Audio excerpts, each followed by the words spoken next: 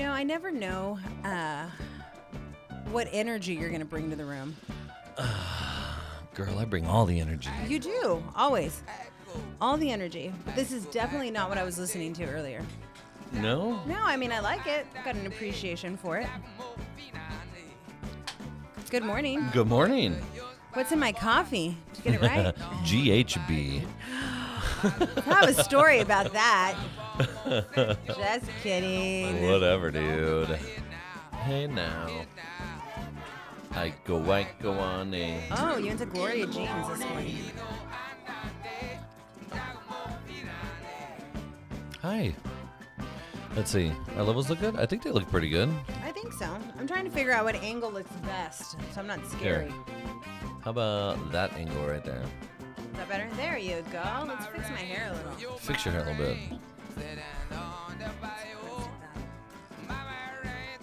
This is great. Yeah. Got a whole little setup going on here. I like it. We're doing some stuff behind the scenes. Eli's getting us taken care of.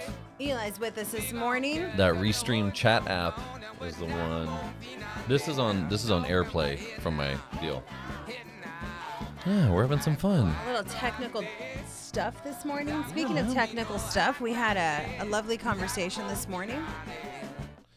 We did. Good morning. Good morning. In the morning. Whoa, and what about... Yes, in the morning. Whoa, I mean, it's coming He's including me today. It's kind of quiet. What's quiet? It feels like it's kind of quiet. There's nothing quiet about me. No. I feel like the audio levels are a little quiet. That almost opened. I think it sounds just fine. We switched. Well, yeah, but I mean, I don't know if it's loud enough to the world. You see how we're barely touching that yellow right there? Well, we did it last time with a phone, and I think people heard us okay. Yes, but there we go. There we go. Ah, okay. You got it, man. You got it. Hi, guys. Drew's left his chair, which means I can take over for a second. And he's back. Let's see. I think that's a little bit better. Hey, so how's it going? How you feeling this morning? Yeah, I'm feeling frisky. A little bright-eyed and bushy-tailed? Yeah, a little toasty. I'm a little excited this morning. Whoa. You're a little excited. I am. Tell me, why? I don't know. I just got up with, I think I felt rusted, and I got up. Rusty? Rested. Rusted. Rested, not rusted. Rested? Oh my goodness. White. Here we go. How do you Here say? we go. How do you say WHITE? White. Okay. Anyway, so What are you doing? White. So lots of enthusiasm this morning. Had lots of ideas. Why? Tell me about your ideas. I don't know. It was one of those days where I was trying really hard What's to focus that on buzz? something else. No one's buzzing. Just listen. No. Here. Just stop. Oh, I think it's an air conditioner. I just heard a horn honk. So did I. That sounded like traffic. Whatever. I think it's got to be the AC. Well, whatever. Dude, focus. I am. All I hear is bzzz. And Okay, then so beep, beep, this beep. morning I had lots of thoughts running through my head, and I Tell felt like I needed to tell get me, everything sunshine. out. Tell me about your thoughts. I just had thoughts about you, Ooh. and thoughts Tell about me more. big What kind of picture thoughts? stuff. Big what? Big picture stuff. Oh, yes. It's come to my Yeah. attention that our kids have listened to this podcast, as well as some of our friends' kids who've listened to this podcast. This is no bueno. No bueno when Drew's dropping F-bombs all the time. We're gonna curb that a little bit. Hi, children. Hello, little ones. Where are they listening? At school? No, Which is apparently our friends listen Oh, in the while car. they work in the car. Yeah. Yeah, man. And Yeah, they listen to it in the car, so we're gonna be more mindful of that. Sure. Apologies. Fucking I mean, it's A. not like What? it's not like I need to be apologizing. Yeah, no. yeah, So, do you ever have those dreams that you feel Oh, like you need God, to write another down? one. No, you need to write down all these wonderful ideas and thoughts that come to you right away. yeah. Like Okay, what? so my ideas and thoughts to me this morning Sorry, came to me while I was adjusting working out, microphones. Okay. and I couldn't write them down. And Claudia didn't really want to hear my ideas and thoughts this morning. So then I got home and was like, Drew, listen. And you had did good thoughts. listen. You had really good thoughts. Yeah. We're about Why- to change the world. Why not, dog? My amazing thoughts. Mm-hmm. Moving on to the different thoughts, though. Coffee this morning from Gloria Jeans. It's over by In the mall. I remember There's Gloria one of Jeans them in all. the mall. Yeah, but the one I went to is the one that's over by Academy on South Jackson. Gloria Jeans was the first with the cookie crumble situation, right? With the cookie frappuccino combo I never whipped ordered cream things. that. I think the first time I ever had that, Yeah, because I remember ordering them in high school. It's the only time I could ever drink that stuff without feeling guilty. in high school. Well, I didn't feel guilty then. I feel guilty ordering it now. It's got 1,000 calories in it. Oh my God! Speaking of guilty, Yeah, do you know who tell wasn't me. guilty? Who wasn't guilty? Ken Paxton. Oh, here we go. But you're right, according to everyone. Seriously, dude. Like mountains of evidence against this guy, and Yeah. and he ends up taking a walk. And not only does he take a walk, but now he's like, Yeah. my balls are so big, I'm gonna run against John Cornyn in 2026. Because what better place for a crook than in Congress? Oh my. Yeah, All that's right. exciting. Fun stuff. Yeah, that's What? George Carlin. Remember that old comedian George Carlin? I do. He I had do this, remember he had that this story. bit where he talked about politics in the United States, and he says, I always joke about everything. I joke about everything, bad words and sex and everything Right. else. He says, but I never talk about political issues. I never get heated about it, because the thing about getting heated about political issues in the United States is that's the best we've got, and those are people that are elected by Americans, and those are people that are put in office by Americans, and those are Americans that are up there. And if they're a terrible human being, it's our fault, because that's the best of what we have to offer. It's like, okay, where are all the good people? They're busy at the mall. I think that's his deal. He's like, they're busy buying stuff. They're busy at the mall. They're busy on vacation. So all the quote unquote good people that are so much better than the politicians, where are they? They're tuned out. They're taking advantage of tax breaks. They're doing all this other stuff, but they're not the ones running for office. So we can't sit here and complain about politicians when that's what we put up. Right. If there's someone better, run. They're the ones stepping up to the game. Yeah, I mean, I bitch about stuff all the time, but you don't see me throwing my name in the hat, and No. that sucks, because and I don't think that I would necessarily be bad at it. I just, I can listen to people and convey their messages and I whatever. would never want you to do it But okay, so why? because it's awful. People are awful to each other. So we'd rather have like terrible human beings there than I mean, you've got to put yourself through some major stuff. Whoa, look at Yeah, you. some major stuff. I mean, it's valley politics too. Valley politics are awful, Dude. They go after your family. They go after I mean, Just it's for school board. awful. I was having this conversation with my new friend, McAllen ISD school board member, sitting right beside me the other night, and we were talking about this and about how she dipped her toes in South Texas politics, and I don't think she realized what she was doing. unknowingly got it Right? all over her shoe. Unknowingly, but good for her for stepping up to the man. plate and Yeah. and getting it done. I mean, I'm sure it was hard for her. Yes, but that's the thing is that you put your hat in the ring to run for some type of political office like that, and it exposes everything. So where are all the good people? Where are all the people that are going to save the world? And then I think about Beto, right? Because I really liked him. I thought he could do some great stuff, and he chose to say a couple of things that immediately Alienated himself. yeah, and people jumped all over it. And so it doesn't matter that 90% of his ideas were great. It was that one thing that the other political party just destroyed him on. And I mean, probably maybe a better choice of words, but at the same time, it's like, it sucks that people can't just be good people because they've got to. I mean, look at Speaker McCarthy. Look at Kevin McCarthy, right? The guy who's the Speaker of the House. This guy had to bend over backwards and make all kinds of concessions in order to win the vote for Speaker of the House.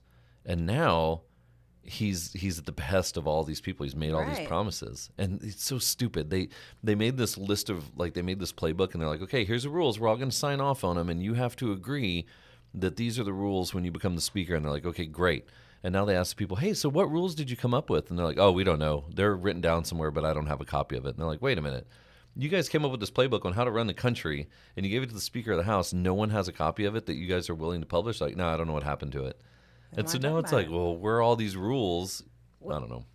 Well, so that's the tricky part, is right. It's all messed It's up. playing the game. It's playing the game. But that's the game that you play in everything. Corporate America, you play the same game. Yeah, but I don't know, man. It just, You want to advance, you got to play a game. I just feel like, you want to make the team, you got to play a game. It's the story of our lives. You've got to, and ultimately, right, that it eats away at you. You know, what is the greater good? What is better for everybody, or what's better for me? It could be worse. It could be in Florida. Underage there's sex Florida. trafficking suspect Matt Gaetz is widely expected to run for Florida governor. I'm with It's all about money. I'm with Aaron that it is all about money. Yeah, man. It totally is. Well, and You know, hold on, but is there anything really? I mean, this is where go. Is there anything? Okay, is there anything really wrong with wanting to better yourself? Right? Like, so I constantly go through this. When is being such a great person going to line your pockets, right? Like, because you have to think about other people, right? Being a good person, innately being a good person, a solid person, having a good foundation, caring for your neighbor, loving your neighbor. Yes, we want to believe that in theory it all works out, and then if you're a good person, whatever you put in, you receive in return.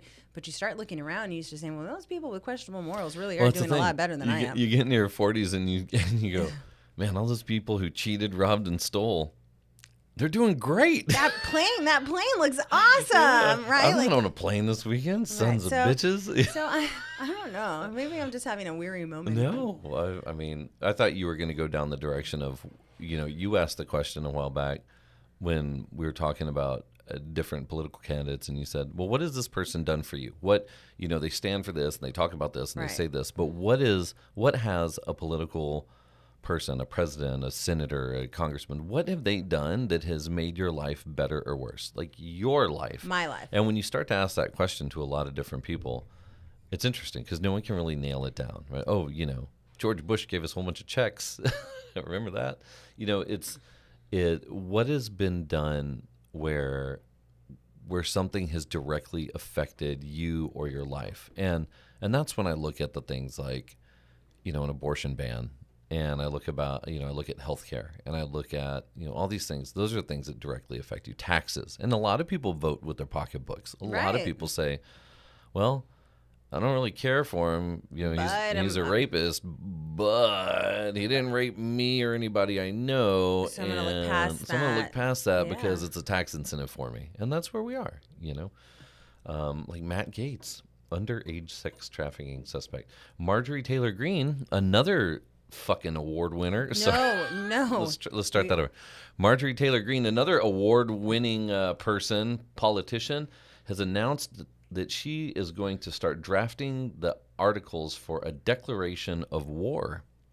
The first time since World War II, she'll be drafting articles for a declaration of war against Mexican cartels, because she says this recent influx of migrants, many of them just regular asylum seekers, are invading our country, and, quote, our country is under attack. Here we are reporting from the front lines on Drew in the Morning. Hey, so side note, only because I remember. Go, ADD, here we go. The squirrel. Mm-hmm. Share the squirrel story. Or was it a friend of ours shared the squirrel story, right? So, dude, this is the part that pulls at the heartstrings, but you're just like, it doesn't make any sense because she says pulls at the heartstrings. It pulls at the heart. At least it did for me. I love squirrels. Apparently, I had no idea. More than people, apparently. This is an article that ran in our local paper. A Venezuelan man and his pet squirrel have made it to the United States. He had to leave his pet squirrel behind. But now he has to say goodbye. From the Associated Press, a Venezuelan man and his pet squirrel made it to the United States border. Now he's preparing to say goodbye.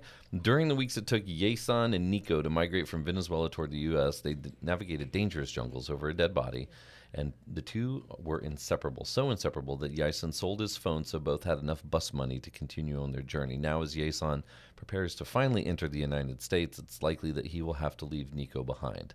That's because Nico is a squirrel. So he needed to pay for a bus ticket for the squirrel? What kind of seat?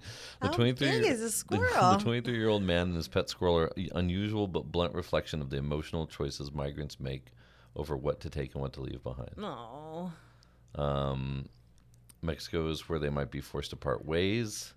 He's with millions of Venezuelans fleeing political and economic unrest. They just can't put that squirrel in a pocket. I mean, smuggle him over. You're encouraging people to break international laws. No, I'm not encouraging anything. I'm just saying, poor Nico. For 6 months, Yesa and Nico lived in a tent at an encampment with hundreds of other migrants in Matamoros. The site is across from the Texas border city of Brownsville, which is hundreds of miles east of Eagle Pass, and not experiencing the same dramatic increases of migrants that prompted the mayor to issue an emergency declaration this week. On a recent day, Nico crawled over Yesa's shoulder and stayed close while darting around the tent. Chances are slim Yesen can take Nico across the border, but volunteers at the encampment we don't need to read the whole story. No, now you got to know how it the ends. point was, I'm sure he had to leave the squirrel behind. There's no way that the squirrel made it. Also, why does this touch me? It's a squirrel. Eli, were you sad about the squirrel? I was.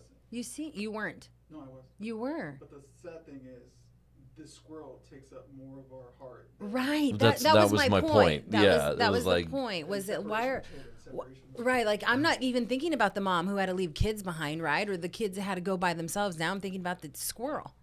yeah. That's insane? It's a way in to be sympathetic towards the whole cause. That's an interesting perspective.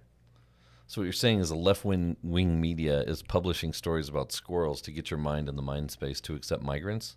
Maybe, I guess. So that's the way in. I'm curious to know what maybe our very Republican friends would say about the squirrel. I think they're going to say, well, it's up to the United States Department of Agriculture and everything else. Anyway, in similar, but Not Republicans that hunt. They'll shoot the squirrel. yeah, especially no one from Louisiana. Don't shoot the squirrel. Don't tell Theo Vaughn or any of his followers that there's a squirrel coming to you, so go shoot it and eat it. They're from Louisiana. I learned something about Louisiana. We were in New Orleans We were in New Orleans. this past week. I know we had a whole show about it. Anyway, I didn't realize that there's a song that they say at the games that's been banned. Do you know what I'm talking about? In Louisiana? Yeah, so at the games, at the LSU games, there's a song called Neck. And you can search it on LSU Neck on YouTube, and it's a fan favorite, but it's banned by the administration. But when you get over 100,000 people in there, it gets going. And it's Hey Oh Oh, Suck That Tiger. And that is the name of the song. Is called Neck. Yeah. So a friend of mine sent me a clip of them at the game, and I was like, what are they saying? Who are we if we are not 100% open and honest? The lyrics are... No, because children could be hearing when somebody's listening. So everybody go Google the song. See, y'all done let the wild beast in. Ain't nowhere to hide, baby. This is our season. Our team way too lit. We the LSU Tigers, and we came to win. Me and my brother's going to ride till the very end. Damn, it's going down up in Tigerland. Wizard gang doing this. Yeah, no, don't keep going. None of this shit makes sense to me. No, but the chorus that they sing in the stadium, like you'd have to put earmuffs on the kids. You can't say those things out loud. good. So it's been banned, but they still do it anyway. Oh, that's awesome. Yeah, that is I've never awesome. been to an LSU game. I'm feeling very inclined to go. I'm gonna text our friend right now. I feel like we should be there. Hey, but what I was gonna say before that is similar ridiculous news notes. The assault on Halloween has escalated. What are you talking about? Dude, Hallmark's Christmas schedule for Hallmark movies was published, and it's launching before Halloween. You know what's funny? 42 original holiday movies. You know what's really funny is that people care. Like, who cares? Like, oh my God. Dude, but I mean, come on, what happened to Halloween? Halloween, it's still there. It's the same thing. No, they're starting to launch Christmas movies. We haven't had Thanksgiving yet, man. I haven't had my turkey. People don't even pay attention to Thanksgiving. After Halloween stuff goes down, everybody puts Christmas up. You can't be faithful if you're not grateful. That was the message at church. Way to change the subject. So we were challenged by our priest to think of things every day that we're grateful for and that we're thankful for. Okay. What are you thankful for today? Oh, I'm so thankful for you today. Don't give me that shit. No, honestly, that I woke up in such a great mood. You did? Yeah, I did. That's good. Sometimes you wake a little grumpy. Today I woke up and just, woo, it's going to be a great day. I even gave Nola and her little friend on the way to school a pep talk. I was like, it's going to be an awesome day. Plus they have elections. The results came in for their elections. Hey, you want to talk about drama? Let's talk about we're not Morrison Middle School Student Council drama. Whoa, Who's going to be the class rep of 6th grade? All these new seventh, and the parliamentarian. Newcoming faces in the 6th grade coming in to change the game. I know. Campaigns, how you Who's run it them. gonna be? How you going to be So one thing they did have to learn was to be kind to one another, and it is an election. But they went bananas on the posters. We walked through the hallways, but and some of those posters were amazing. crazy. Some and of some them of were them so were great. super hand drawn and kitschy and cool. And then other people had entire campaign things like rubber stamps and giveaways and stickers and pins. But that's not where I was going with anyway, what I was hold talking on, about this morning. So you're talking about being thankful and grateful for that. Yeah, I was just thankful for a good mood because it can really change your whole output that day. I was going to record a video of you coming into the house this morning. I told our friends over the weekend. Oh gosh, why? When I went to go drink tequila at their house the other day. Oh yeah, when you So left because we were out of tequila. I had a moment. I was eating a taco and I really wanted tequila, and we didn't have any tequila, and so I had to put an emergency call to the neighborhood, and I had some incredible doorbell. Yes, it was like a bat tequila. a It was bat like call. a bat signal for tequila. Bat signal. And I was talking about how when you come in to the house in the morning after you're done working out, your energy level is like on a 10, and everyone else is literally asleep. Yeah. So we're not even at a 0. We're still asleep. And you come together. running in the house, you flip on the lights, and like, everybody get up, we've got 15 minutes, get up. And I find myself sometimes when I see the light come on in the front, Ducking? no, I run to the bathroom and lock the door to pretend I'm taking a dump just so I can wake up. Wow, is this what's happening? In all this time, I just thought you had your act together and you were already up for the day. I'm in there like rubbing my eyes like, oh, Jesus, I don't want to know. It's still asleep. Because you come in and your energy level is like absurd. You're painting a I'm whole hiding in the terrible bathroom light. like, fuck, I hope she doesn't find me in here. I mean, it's You're true. like, Because you leave there and you're like, yes, I'm ready to tackle the day. And then I get home to a sleepy house. It's like, none of this. Everybody's up. It's time to get up. You know what's funny is we were talking to our daughter, and she went over to our neighbor's house, and so she's over there. And she spent the day with them, right? did. And she comes back over, and she's at our house, and we said, hey, what'd you like about being over at their house? And what did she say? She goes, it's so quiet over there. Meanwhile, you're running around the house. And I was like, what do you mean? Our house is so peaceful. And she was like, She just looks at me, and I start laughing with her. I'm a little much. I'm not going to lie. It's a lot. I'm a lot. I'm thankful for our loud house. I'm thankful that y'all haven't thrown me out. So I wanted to use that as a segue to talk about church, because I had a moment on Sunday at Mass where, when I teased this last night, where I realized that there's some scary moments being a Catholic, and I didn't know there was such a creepy feeling to be a Catholic. Creepy feeling. You're at an 11. I need you at a 2. Yeah, right. No, Eli, quite the opposite. I need him at an 11 at 6 a.m. Wake up. It's time to get going. Jessica looks amazing in green. Aw. Where tips on the outfit? Oh, my goodness. Aaron, why don't you get down here and come have a conversation with us? Anyway, so here's the thing. Here's what I realized is one of the scariest moments you can have being a Catholic. You ready? I'm ready. The scariest moment that you can have being a Catholic is when everyone is saying the prayers and the person flipping the slides does not flip the slide quick enough, and it screws everybody up. Because even if you know all the prayers and you know the creed and everything else, it screws like, everybody up. Yeah. And like part of me wants to know if they do it on purpose. Like if I'm up there and they're like, you know what, I'm gonna wait. Pop quiz. Yeah, like half second, go black, and everyone just like, it's like, I believe in. Like, oh, you don't know what you believe in. And what does the priest think the whole time? They're like, these people don't know this. You think you can hear it? I guarantee, like, the entire congregation is screwing up at the same time, and it's like an audible train wreck. I thought you were gonna say a million other things. I didn't think you were gonna go there. Yeah, no. It's the fear of God for everyone that's in there, because oh no. And then you hear everyone around you totally screwing up, man. Like, and then they all catch up real quickly. And then you have the people who are super loud when they say it, because like, I don't need no slide. I'm a good Catholic boy. I memorized my prayers a long time ago.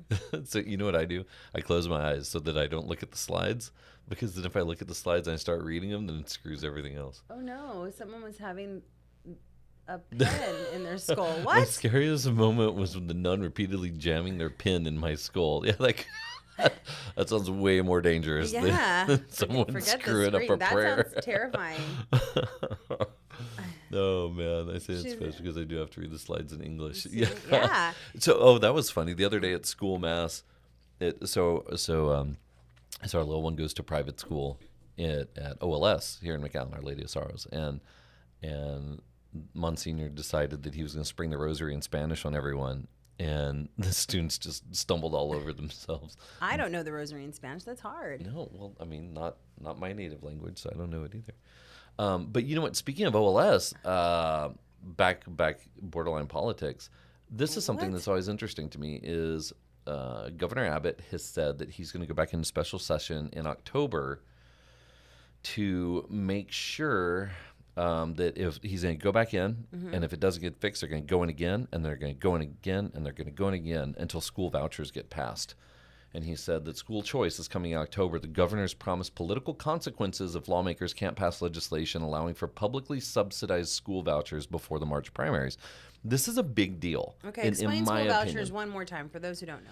I think it's $8,000 a year. Okay. And basically what happens is you and I are taxpayers. We live in the city of McAllen. We pay taxes, and our local school district gets a portion of those taxes off of whatever bills to help fund the school district. Right. Well, up until recently, we didn't have our kids in public school. So we were paying for the public school program, but we weren't using the public school program. So Right. bonus for them, right? Right. So what they're saying is, why can't we as parents, if we want to put our kids in private school, why don't we have access to that money? So then instead of paying it into the public school that we're not using, we can use it to go to private school.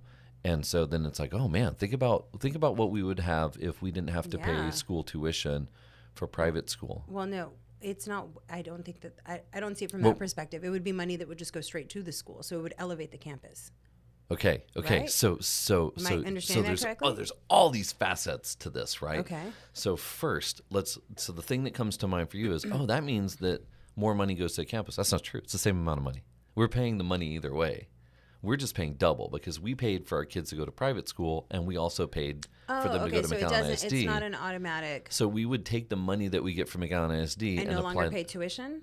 We would use that money to offset our tuition, so it costs us less to have our Oh. kids in private school. Okay, I understand. Sounds now. great, right? Right. What happens to public schools? Because public schools rely on the income that they get from taxes in their communities. Big city like McAllen, big city like Austin, San Antonio, Houston. Right. They count on those On the tax taxpayer dollars yes. for the campus. So if all of a sudden people say, well, you know what? I don't want to pay taxes. I don't want my tax money to go to the local school district. I want it to go to Idea Academy, or I want it to go to another charter school, or I want it to go to a private school. What happens to McAllen ISD? Now they don't have the same revenue. Now they don't have the same budget. Now they don't have the same affordability for teachers and for school lunch programs and for free meals. And so there's this whole contingent of people who are looking at this going, that is an absolute attack on the public school system. Because now if you take that away, then the poorest of the people who can't afford public school or who can't afford private school, now they're the ones who get the raw end of the stick. Because if the little kid's parents, because $8,000 doesn't cover school tuition, Right. for private school. But hold on, but everybody pays taxes, so whether That's right. But if let's say the child A who lives in a colonia in South Texas has access to public school, right. and that gives them access to free breakfast, that gives them access to free lunch, that gives them access to food and nutrition and health and school and people and education, so that they can grow up and be an amazing individual. What happens when all of a sudden, we don't have the free lunch the program, lunch right. programs, and we don't have the same amount of teachers, and they don't have the same academic programs because the money that was supposed to go to those public schools is now removed, and now they get a lower level of education. And so now they can't go on to be an incredible individual because now their educational opportunities have been withdrawn, because the people who can afford to pay the extra to put their kids in private school are all moving them to private school or to charter schools or to whatever it is. Right. And so now people who go to private school are saying, well, if our tuition is $10,000 a year, I'm going to use that $8,000 offset, and I'm only paying $2,000 a year. But child A's family doesn't have that extra $2,000, so private school is not an option for them. Right. They can only do public school, but now the public school program becomes more constrained than it is today. And so school vouchers that's why they're saying that school vouchers are an attack on the public system for the least of us, because the people who can't afford it, they're the ones that are going to get the raw end of the deal on this, because they're the ones who get screwed. Right.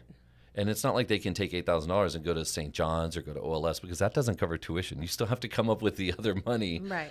on top of it. And like at OLS, then you have to come up with the raffle tickets, and then you have to come up with all this other crap that goes along with all being that a is private happening school.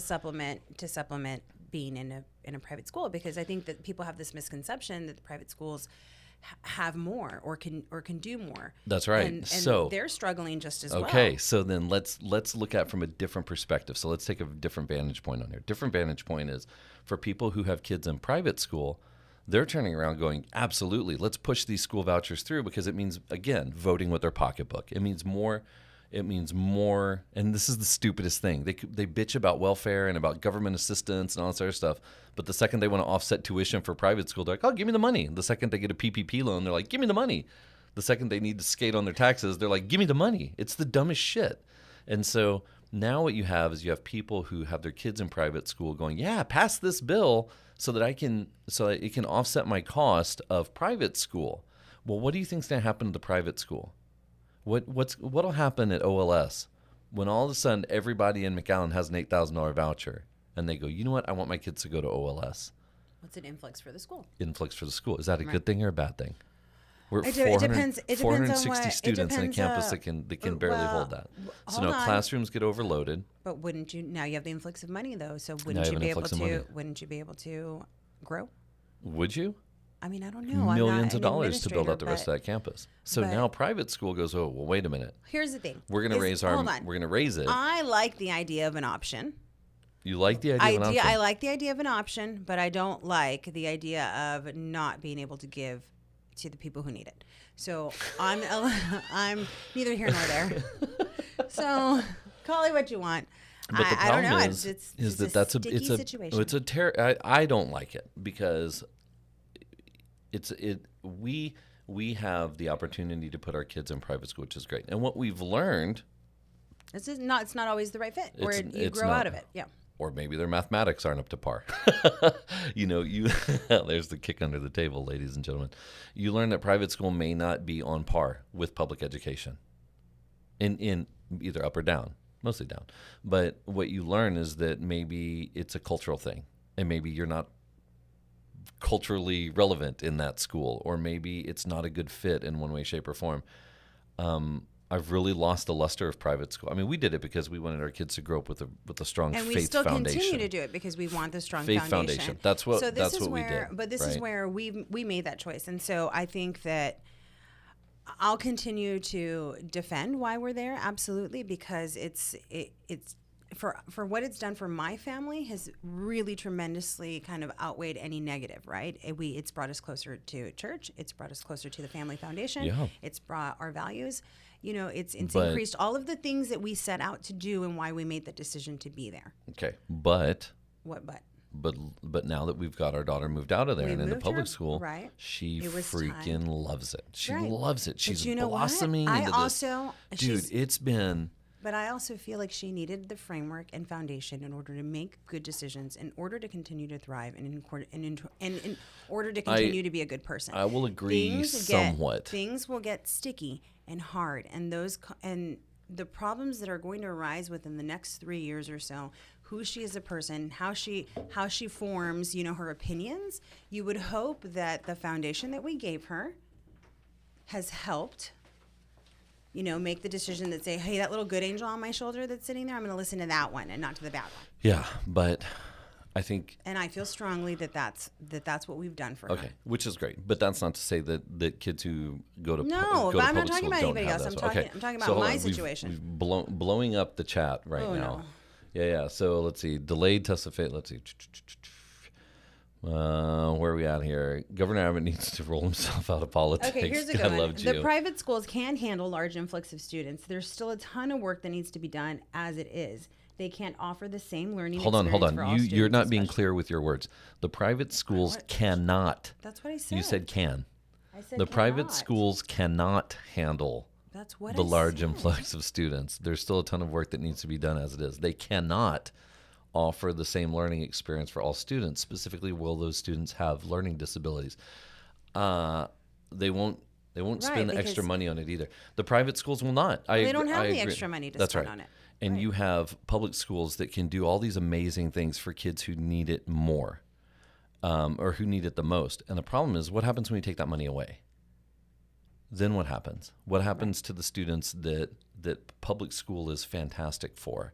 Right. Now they get, I mean, we heard it when we went to the walkthrough, 40 kids per classroom all of a sudden. And then Right. where does that leave our kids? You know, let's say that our kids are mid-achievers, they're not high achievers. Let's say they're mid-achievers. Well, where does that leave them? Lumped in with the rest of them. And the idea is that there's a bigger picture here. And that bigger picture is taking the least of the people and suppressing them financially, educationally, socially, pushing them down to the bottom so that the people who are the 1% can move upwards. That's the bigger picture. The bigger picture I feel is like that is so harsh. What do you mean? It's such a harsh way of putting things. I'm not saying that you're incorrect. I'm just saying that no one wants to push anyone down. Like That's no one, I disagree. I think that it's is the saying- agenda. I think okay. So this is where and I'm not saying I agree, but I'm saying that I can- Geo agrees with me and Geo sees that shit all the time. All the time. You see the because he people keeps that are pushing the them most down. that are the most disenfranchised people who we spent. I mean, America was built on taking people who we could lift up, who we could help, grab them by the bootstraps and move up. It was meant so that people could find the American dream.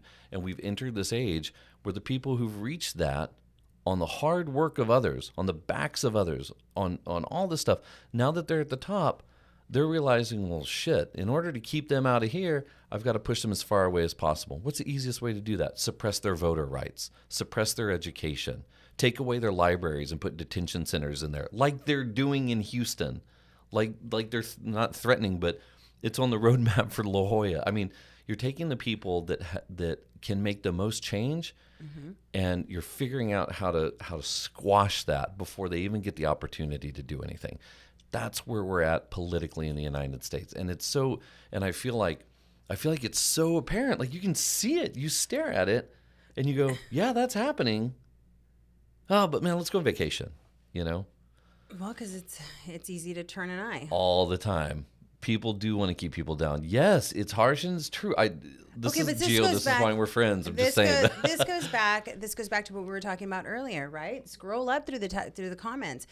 Earlier, we were talking about being a good person, right? And overall what that does and how the good person never really gets any further along. That's right. Yeah, and So- she's saying even and it's not the white man, right? She says the like, worst what are part is you I see a reading? person of color keeping another person of color down. Yes. In a leadership role. Then that, what always gets to me with that? The Cubans. They're like, okay, I made it across the boat. Now vote for Trump and lock everybody out. It's like, what? Hold on. You busted your ass to get here. I'm kicking you under the table. As soon as you set foot on American soil, you're like, shut the door. It's like, I don't understand Hispanic Republicans for the same thing. It's like you do so much as a group, to make sure that your voices are heard and everything's here, and then you get people who are like, all right, now lock the door. Now that we're here, lock them out. And I don't understand it, man. How do you keep one who is oppressed now in a leadership role oppressing their own? I totally agree. And it's so frustrating to me. And it's like Lauren Boebert and Marjorie Taylor Greene, and it's like all these people who could be doing so much for women, and instead they're copping a feel in a movie theater, and they're putting out ridiculous statements like their best work is on their knees. I mean, that literally one of her tweets. She's just talking about praying, but the caption was, "I do my best work on my knees." It's like, you moron. Why would you say that? Like, do you have a brain? That's a whole nother set of issues. But my problem is that you get people who, as soon as, I mean, my grandfather was a state senator in Arkansas, that, and he did a lot of really cool stuff over there, in my opinion. And one of the things that one of his sayings was, you give a Democrat 2 nickels to rub together and they call themselves a Republican. And I think about that all the time. It's like,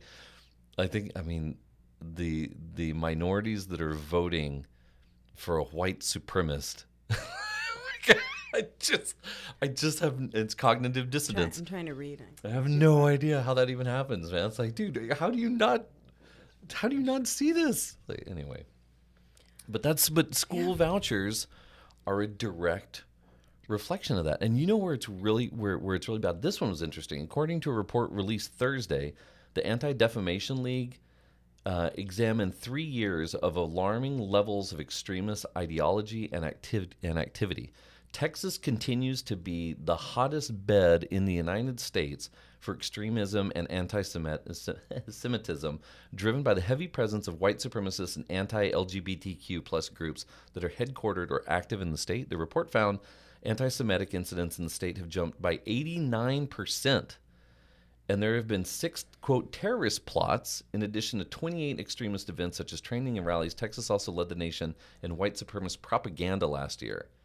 The most residents charged in relation to January 6th and the insurrection, and in March saw a neo-Nazi and extreme misogynist gunman kill 8 people at the Allen Shopping Mall. Texas is becoming the hotbed for this. It is the hotbed for this. And we live in this state. And this article goes on to talk about the vigilante groups that are coming down to the Rio Grande River, that are coming down here because they want to protect the nation. Because pendejas like that Marjorie Taylor Greene person say, "Oh, America's under attack," and then Abbott says, he had that razor wire running up and down the river, and then the United States, They removed it. They said, "Hey, you can't do that." They're like, "That's an international waterway," so they removed some of it, and so he instructed, "No, go put it back," and he says, Joe Biden's people cut the fence and they opened it up for an influx of immigrants. Like, dude. They removed it from one section by Eagle Pass. But the rhetoric that's coming out of this hate-filled group of people in order to suppress, people who want a better life, whether it's students or migrants, I don't understand it, dude. I don't understand it. You're being awfully quiet this morning. You haven't given me a minute to speak. Go, speak. Speak.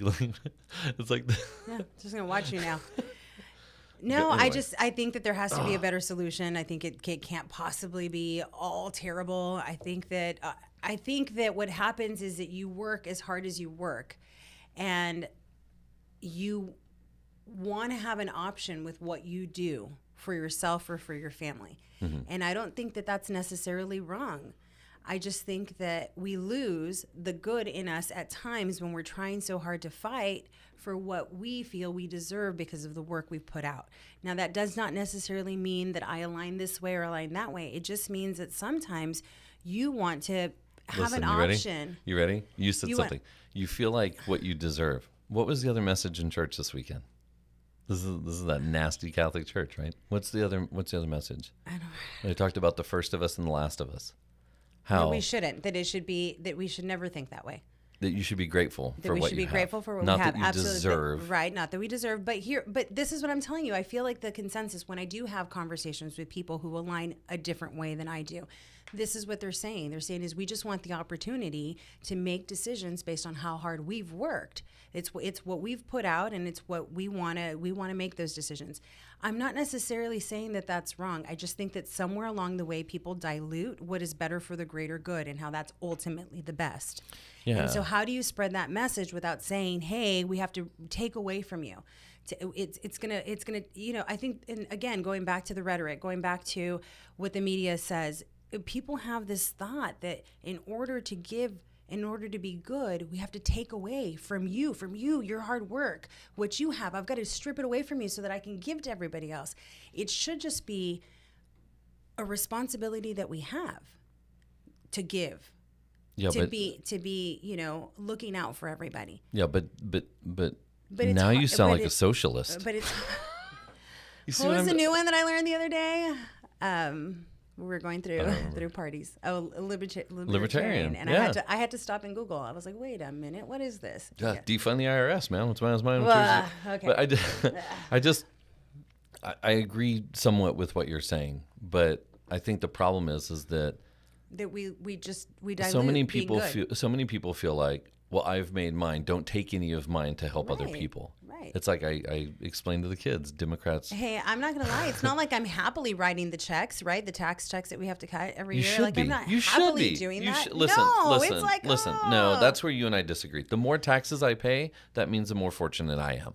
So if That's I'm paying, that's if definitely I'm paying a that's whole lot definitely of a money good in taxes, perspective to see it. But then that I'm kind means of like, I want to live in a oh. country that has good roads. I want to live in a country that has great education. Well, I want to live in a but country hold on. where the least of us are the best But of hold us. on. But So I while don't mind writing those checks. Well, first of all, I'm writing them. You're not writing them. So when I'm physically writing them, I am having thoughts of like, this sucks. But I'm also not thinking about the roads. I'm also not thinking about the things that are The school that are- voucher right, program. The school voucher. I'm not thinking about that. I'm just thinking like, shit, that's a lot of money I have to write. Okay, so you would rather have us living No, in a, because what you're not listening to is while I'm doing that, while I'm in the action of doing that, and why I've just said like, oh, I'm not happily writing the check for taxes, it's because at that moment it stings. Like you're not thinking about the greater good. You're not thinking about all of this stuff. And I think that sometimes we get caught up on what is happening to us and only us.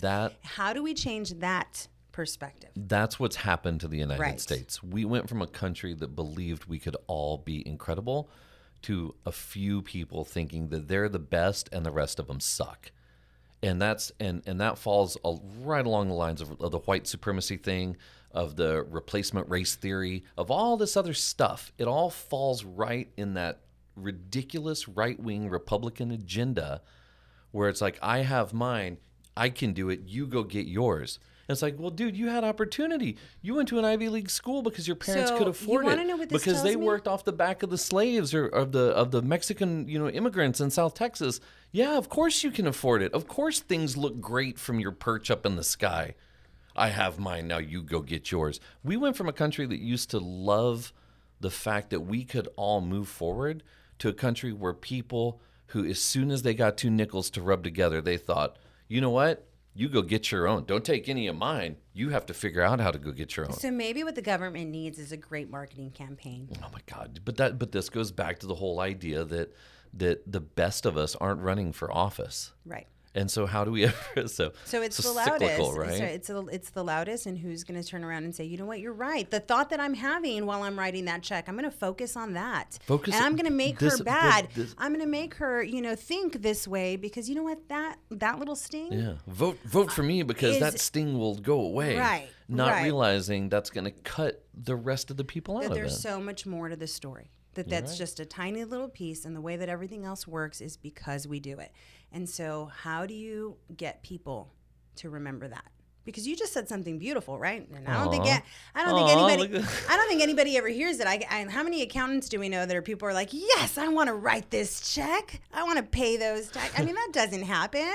People are kind of annoyed. Like, oh, okay. Hopefully you've planned for what you have to pay out. But here you are happily saying, yes, I'm happy. I'm happy to do it because you should be. I've made more. But that's not everybody's perspective. But you should be. And that was the message at church this weekend, right? Right. And not this is a holy hour, but that the message wasn't necessarily about religion. It was about be thankful for what you have, be grateful for what you have, and realize that not everybody has that same opportunity. Right.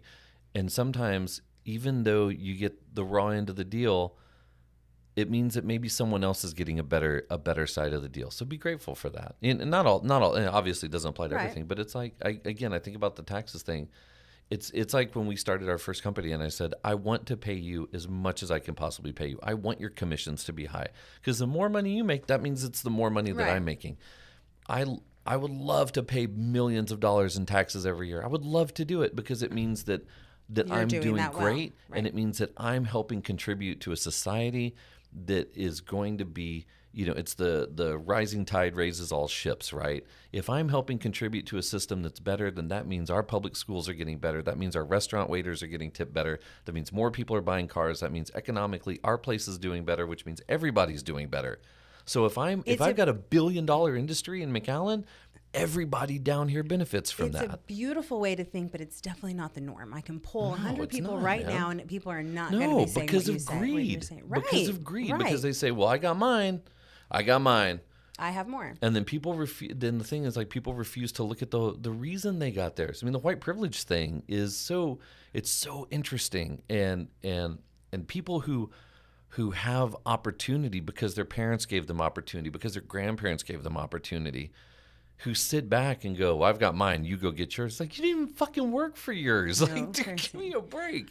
Right. Get to a point where you want to help other people. And if we can get to a society of people that want to help each other, then that would be awesome. But I don't know that we're going to get there. I don't have And faith that you know that'll what? happen. You won't get there voting for the Republican Party. I'll tell you that much. It's fucking ridiculous, man. Ken Paxton running against John Cornyn. I don't even like John Cornyn, but Ken Paxton, the dude, like, what a crook, man.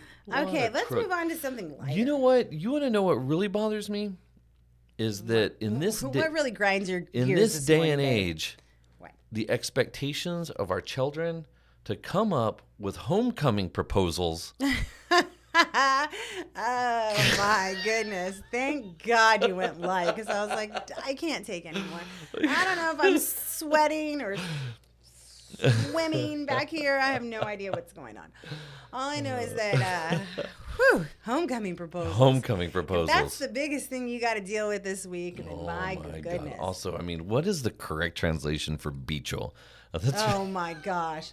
No, let's talk about homecoming proposals. We can't go light on this. We do live in Texas. The homecoming mom is a real thing. No, but the whole proposal, like, Well, kids are hold getting on, stressed out. I'm getting there. Not only is it a stressful situation to have to ask someone, but you also have to buy a giant flower thing that sits on your chest for this game. Anyway, it's really crazy. The homecoming proposals are outrageous.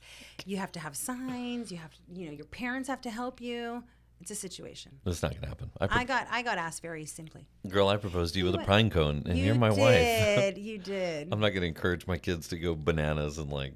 I mean, is it gonna get as bad as gender reveal parties? I mean, it is bad. It's pretty bad. I mean, you've got to have signs and clever ideas. Pinterest is taken over. I do know some mommies that are actually making the mums this year. They wanted to put their own special flair on it, so they bought. Really? I don't think it's cheaper, because it's not, just to buy all this stuff and attempt to glue it together. But yeah, definitely Dude, outrageous. speaking of It's a big deal. speaking of Friday Night Lights, we went to a football game. We went to the Mac High homecoming game yeah. on Friday, and it was a whole thing. But you know what? It was fun. So it was a beautiful glimpse or a memory of what high school was for me. It's nice. It's fun. All of that is so much fun. Yeah, the kids had a good time. They had a good time. I will say now that the great thing about being in public school now is that you get to do all these these things that we didn't get to do before.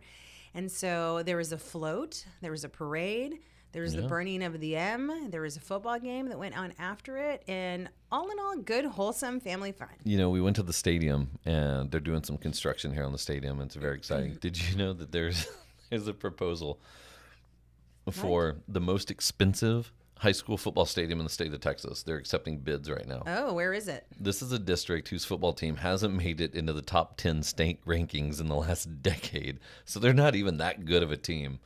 And their proposal, this is the man. Prosper Independent School District. Where is Prosper?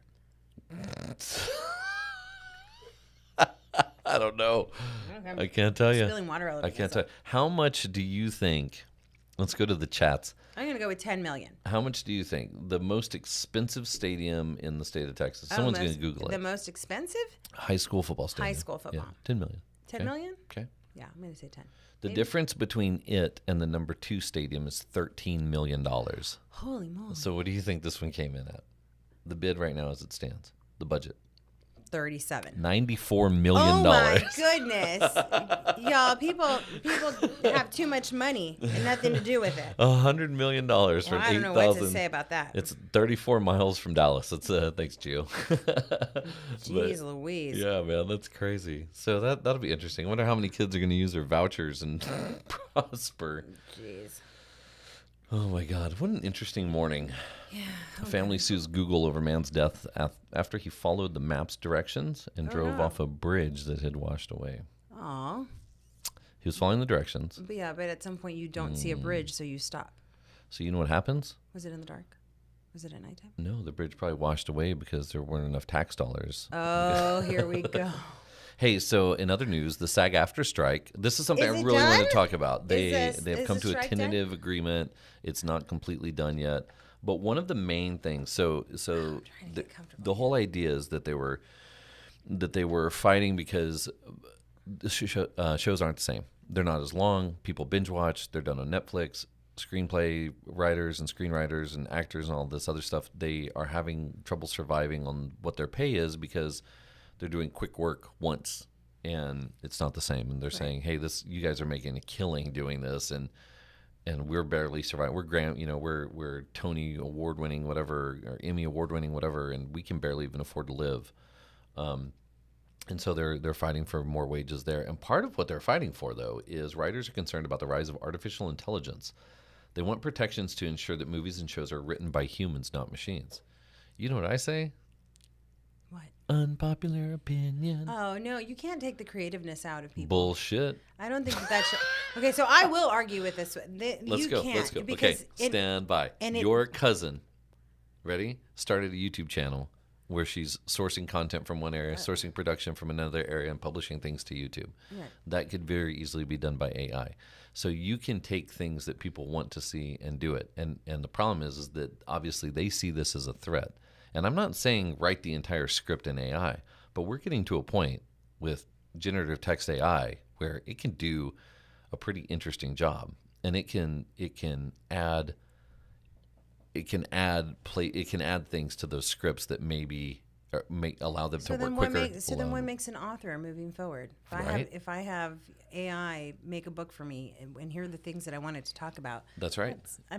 No. This is, y'all, that's staring down the pipeline of the future. So we had this conversation at home because you encouraged our daughter to put Chat GPT on her something so that she could absolutely did. She could look, and I said absolutely not, because she's got to learn how to have a foundation of words and put it down on paper before you go off there and start having somebody else mess it around.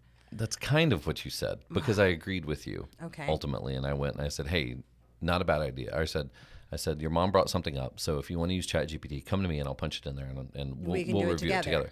Because I told her ChatGPT is not a source. ChatGPT can be used to give you information to help guide you in the correct direction, but don't punch something in there and then copy and paste it. It's a terrible idea. But I want our daughter to be able to use AI tools. She can use it, but she's got to learn first. She's a baby. She's got to learn first how to put her thoughts down on paper before she can go off there and try to make it better. We're in a different age than when you and I were in school. She's got to have a foundation. You're going to tell me next she needs to learn how to write cursive too, right? She already knows how to write cursive, Drew. And how useful is that? When she's got to write thank you cards. It's very useful. Oh my God. Thank you cards. You know how many of our friends are using Chat GPT right now to create birthday wishes for their loved ones on Instagram and Facebook? My daughter has to be able to write in beautiful penmanship a thank you card. Good. And that is an old school, fantastic way of thinking. However, I can get Chat GPT to write an incredible note, and I can get online, and for 29 cents, I can get a robot to write the card in amazing calligraphy and have the exact same effect. That's not the same person. It's the same effect. You're taking away from who we are. I don't like it. I don't like it. So SAG-AFTRA, it's interesting because that's something same thing with scripts. I don't think that you can have AI write scripts. It needs to be done. Creative people write these things down. That's what makes them them. Yeah, it's what's crazy is in the minute we have left, the little murmurs of all the gossip that's coming up about the guy that was just named the CIO of a local charter school, where you see pictures of him and he looks one way. He used an AI image. And it wasn't him that used it. The district apparently was the one that posted it. He did it. Now they posted an AI image of him based on his likeness. And it's like, well, what didn't you like about him? That's the first question. And if he did it, it's like, well, what didn't you like about yourself? But if you look at pictures of this individual and then you look at the picture that they posted, he looks similar. But we just went through this last week. I was making AI images of you as a Stepford wife just for fun. But I think we're at a really interesting influx with AI where the more I use it every day now. Every day I have at least 3 tabs open that are running AI generative programs, whether it's to create PowerPoint slides, or it's to generate text, or it's to look something up, or to get more context, or to generate artwork. I use AI every day in some way, shape, or form because it gives me a superpower. I'm also not as fast as you.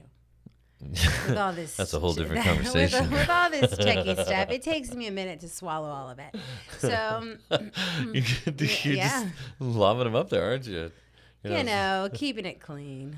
But I think that there's something to be said for AI, and I can see why the writers are striking against that. Absolutely. Just in 5 years, but somebody still has to go back and correct it and make sure that it makes sense. And in a few years, that whole landscape's going to change. Well, that's unfortunate. Someone says For who? for the creative minds that this is what they do. Or does it push the cream to the top? I don't know how you compete with robots. That's the thing. If you're in a You think world we can get a where- robot to rub your back? On that note, we're out of time. Just in the morning. Anyway, we are out of time. We'll put some fluffy gloves on It it. was a fun conversation.